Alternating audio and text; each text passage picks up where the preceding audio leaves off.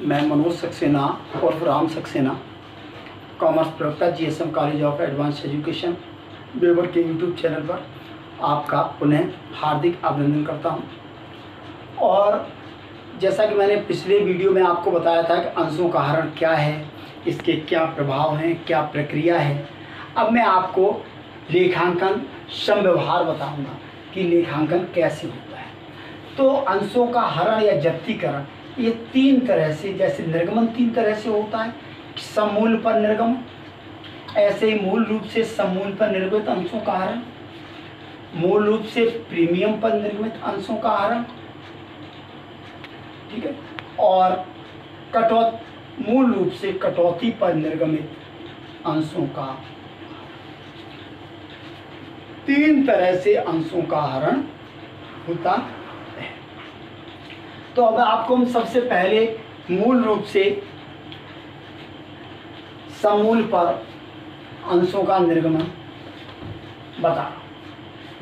तो इसमें अब इसमें भी दो चीज़ें होती हैं, एक तो कॉल्स इन एडवांस खाता खोला जाता है, एक कॉल्स इन एरियर्स खाता खोला जाता है, एक कॉल्स इन एरियर्स खाता नहीं खोला जाता है।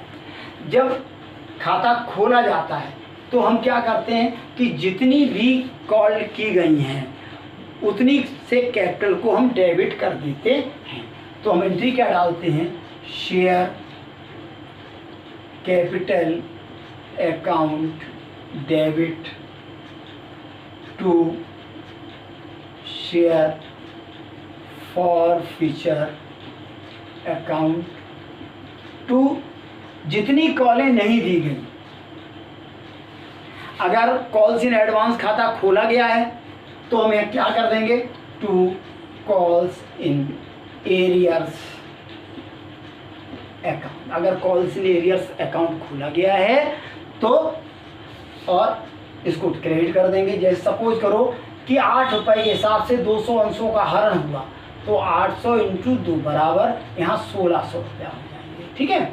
और फॉरफीचर, और सपोज करो कि 4 रुपये के हिसाब से पैसा नहीं मिला, तो 4 रुपये के हिसाब से पैसा नहीं मिला तो हमारा कॉल ले गया 4 दूनी 800, तो 800 रुपये हमारा क्या हो गया, फॉरफीचर अकाउंट। वही अगर कॉल इन एरियर्स अकाउंट नहीं खोला जाता तब हम क्या करते हैं, तो हम करते जो याचनाएं नहीं दी गई हैं, to share first call account, to share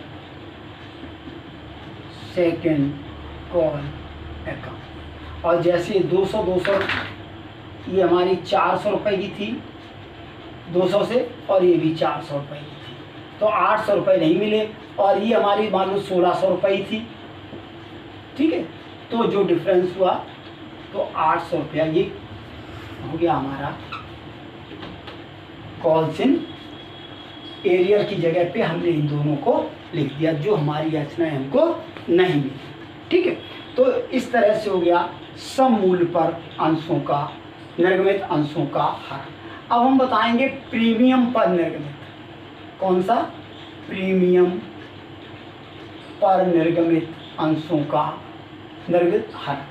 तो उसमें भी क्या होता है, उसमें दो चीज़ें होती हैं कि कभी कभी हमारा अलॉटमेंट पर प्रीमियम देना होता है, उसने प्रीमियम भी नहीं दिया, यानी अलॉटमेंट भी नहीं दिया, तो जितनी अलॉटमेंट में प्रीमियम होता है उसको भी डेबिट करते हैं। तो क्या करेंगे, share capital account debit security premium reserve account debit to और अब जो चीज़ें हमें नहीं मिली, जैसे अलॉटमेंट हमें मिला तो to share allotment account, to share first call account, to share second and final call account. जैसे सपोज करो ये 200 ही शेयर थे, इन पे 8 ये और 10 रुपए के हिसाब से इनसे याचनाएं की गई, तो 2000 रुपये तो ये हो गए, और 2 रुपया इस पे प्रीमियम था, तो 400 रुपया प्रीमियम हो गया। 200 इंटू, अब सपोज करो ये 4 रुपए के हिसाब से अलॉटमेंट नहीं मिला, तो 4 रुपए के हिसाब से अलॉटमेंट नहीं मिला, तो 4 दूनी 800 रुपया अलॉटमेंट का नहीं मिला, ठीक। और 3 रुपए के हिसाब से 600 रुपया हमारा फर्स्ट कॉल का नहीं मिला, और 4 रुपए के हिसाब से सेकंड कॉल नहीं मिली, तो 4 दूनी 800, 8 6 14 और 8 22। अब 200 रुपया जो बचा वो हमारा चला जाएगा to share for future account, ये, और यहाँ पे नरेशन डाल देंगे वी शेयर फॉर फिटेड, ठीक। ये हमारी हो गई एंट्री काय की, प्रीमियम पर निर्गमित अंशों का हरण। अब दूसरा होता है कटौती पर अंशों का हरण, यानी अगला हमारा है कटौती पर अंशों का हरण। मान लो 10 रुपए का शेयर था, 2 रुपया आपको कटौती दी गई, 8 रुपए में शेयर जारी किया गया। अब 8 रुपए में तो शेयर कैपिटल कितनी हो गई, शेयर कैपिटल अकाउंट DR 2000, ठीक। और ये हमारी अलॉटमेंट पे ही 2 रुपए थी, तो आप देखो यहाँ पे होगा to discount on issue of share account. अगर 2 रुपए का है तो 400 रुपया तो ये चला गया। अब तो 400 रुपया तो हमारा डिस्काउंट हो गया, और अलॉटमेंट पे मान लो 2 रुपए के हिसाब से है, तो 2 दूनी 400 ही हो गया।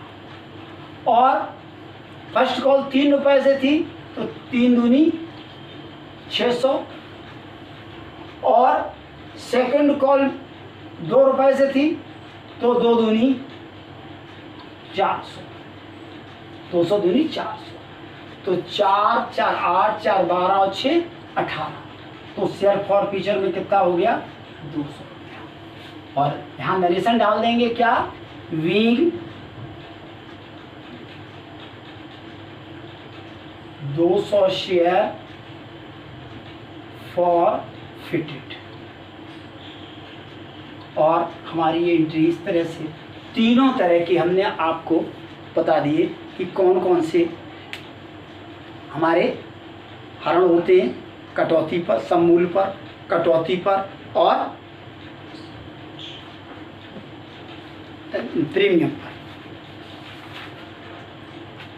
अब आपको एक और बता दूं, अंशों का समर्पण और अंशों के हरण में अंतर। अंशों का समर्पण क्या होता है और हरण क्या होता है। अंशों का हरण कंपनी द्वारा किया जाता है और अंशों का समर्पण अंशधारियों के द्वारा किया जाता है। समर्पण को सरेंडर कहते हैं और हरण को हम फॉरफीचर कहते हैं।